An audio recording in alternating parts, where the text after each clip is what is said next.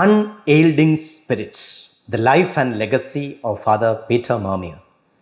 Today, we walk together through the life of a man whose faith, perseverance, and vision gave birth to the missionaries of St. Francis de Sales. Father Peter Mermier was not just a founder, he was a soul ablaze with the love of God and the passion to bring that love to the world.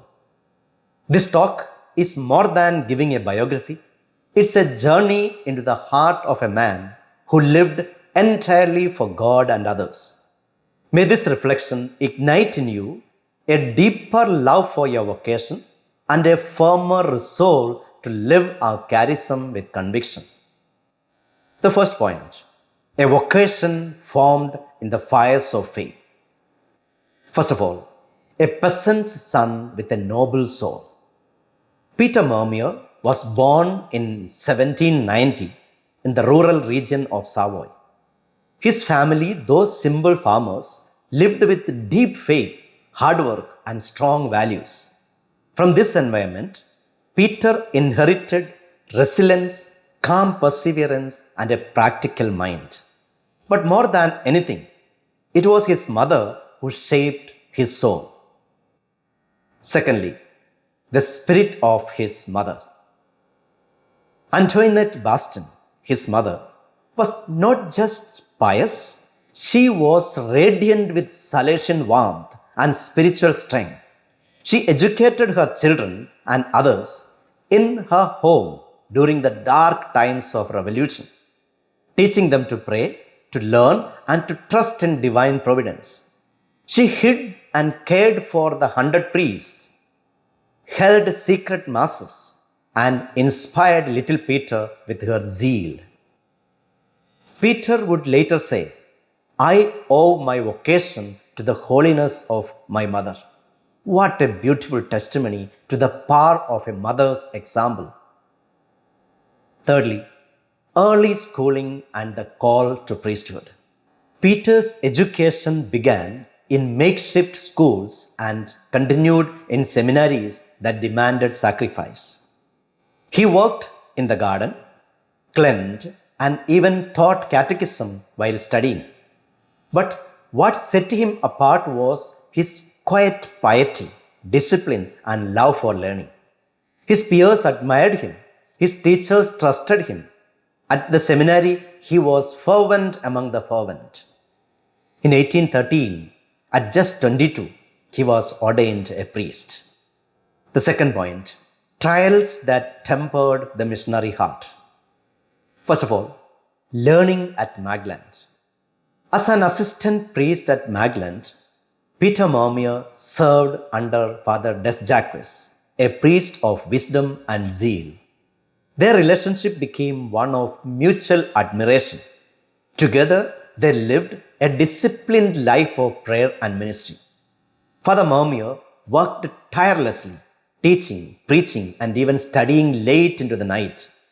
His spiritual and pastoral maturity began to bloom there. Secondly, educator at Milan. Father Mermier was then assigned to Milan, where he taught and led with remarkable love and firmness. He was a true father to the students, kind, patient, and ever ready to serve.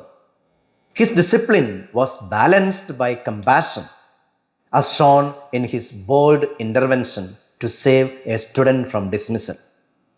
That act of humility and courage inspired admiration and, more importantly, saved a vocation. He longed for more, not ambition, but a deeper way to serve. He wondered, was he being called to the missions? Thirdly, restless for greater things. His inner restlessness after the death of his saintly mother grew stronger. He sought advice from mentors, even considered joining the Jesuits.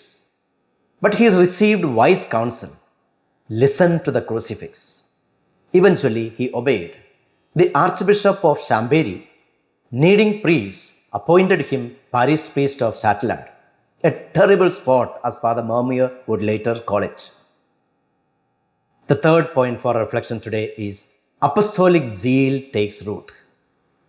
First of all, in the depths of darkness, Chatelard. At Chatelard, he met spiritual desolation, ignorance, immorality, and apathy. Yet he did not give up. He started schools, catechized children, and even paid a schoolmaster out of his own pocket.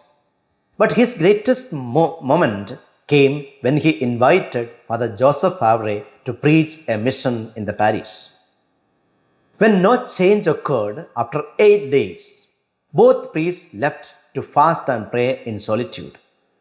The people were stunned. Their priest had gone to pray for their conversion. This act shook them. They begged for their return. The mission resumed, and the parish was transformed. From this experience, Father Mermier discovered his true calling, missions. Secondly, laying the first stones. The mission at Chatelard planted in him the desire to form a team of priests wholly dedicated to reviving faith in parishes. He continued preaching and took up the role of spiritual director at Annecy's Major Seminary. There he influenced young seminarians and dreamt of forming missionaries with the heart of St. Francis de Sales.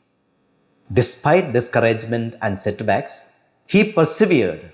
His idea matured into a conviction, a society of priests bound together for missions. The fourth point for our reflection today, foundations of a dream. First of all, the birth of the MSFS. In 1832, Monsignor Ray became Bishop of Annecy, a blessing for Father Mermier. Soon, with the bishop's support, the foundation of the missionaries of St. Francis de Sales took form. But not without struggle. His closest collaborators left him. He stood alone, save one, Father Gaydon. Still, he pushed forward, drawing strength from God alone.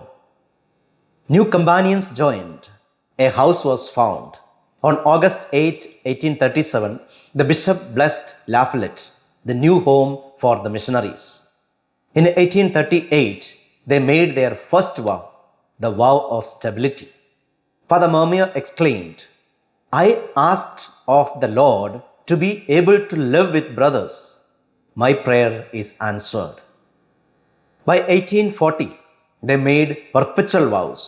The bishop called it a blessed day, and Father Mermier rejoiced. "To Deum laudamus," which means, "To you, O God, we give praise."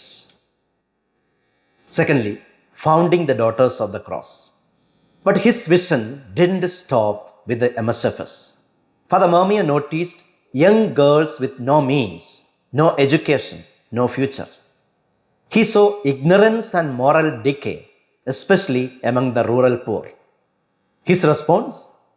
A congregation of sisters who would live among the people, teach girls, and serve through humble labor. Claude Nechenier, a simple peasant woman, became the chosen one to lead this new foundation. Together, they founded the Sisters of the Cross of Chavanod. Their work was radical, practical, and rooted in love. The fifth point for our reflection today, missions beyond borders. First of all, the road to Rome. In 1842, Father Mermier traveled to Rome for the congregation's approval. The road was slow and frustrating. Doors closed, officials indifferent, yet he persevered. Finally, in 1843, Pope Gregory XIV granted the decree of commendation. The MSFS had Rome's blessing. It was a moment of joy and confirmation. The rock of our community, as Father Gaydon called him, had laid a foundation that would stand. Secondly, what if they send us to India? Father Mermier now turned his heart eastward. He had always dreamt of foreign missions. In 1845, the Holy See entrusted the mission of Visakhapatnam in India to the MSFS. It was a bold move. They were still young and poor, but Father Mermier didn't hesitate. He chose the best among his men and sent them to India. Their departure was moving, their hardships immense. The journey was long, the beginning was difficult. They were stranded, poor, and unwelcomed by the local bishop. But Mermier supported them with letters, prayers, and more men. When Father Martin died in India, the founder wept but declared, "Courage, follow me." Thirdly, serving in silence his later years. In his later years, Father Mermier stepped back from leadership, choosing to serve quietly as parish priest in Pogny. It was his way of allowing others to lead, an act of humility, not retreat. Despite illness and physical decline, he remained spiritually alive, praying, guiding, and offering his suffering to God. In 1860, he received the final papal approbation of the congregation, a long awaited joy, and then in 1861, he rejoiced at the founding of the first Salesian house in England. He had seen the fulfillment of his dreams. To conclude, the legacy of a saintly founder. On September 30th, 1862, after a long period of suffering, Father Peter Mermier died, humble, faithful, and at peace. His funeral was a testimony of love and reverence. He had founded not one but two congregations. He had brought missions to India and beyond. He had shaped souls, revived parishes, and all of this not by power but by quiet fidelity and deep love for God. What can we learn? Father Mermier's life teaches us, first of all, that holiness begins at home. His vocation was nurtured by his mother's faith. Secondly, that setbacks are stepping stones. Every trial led him closer to God's plan. Thirdly, that obedience and zeal go together. He never acted without the church. Fourthly, that simplicity and courage can change the world. He built a missionary firmly with nothing but faith. Fifthly, that humility is the soul of greatness. Even in suffering and weakness, he was strong. As future missionaries, carry his spirit in your heart. Let his life guide your vocation. Let his fire kindle your own. Live Jesus.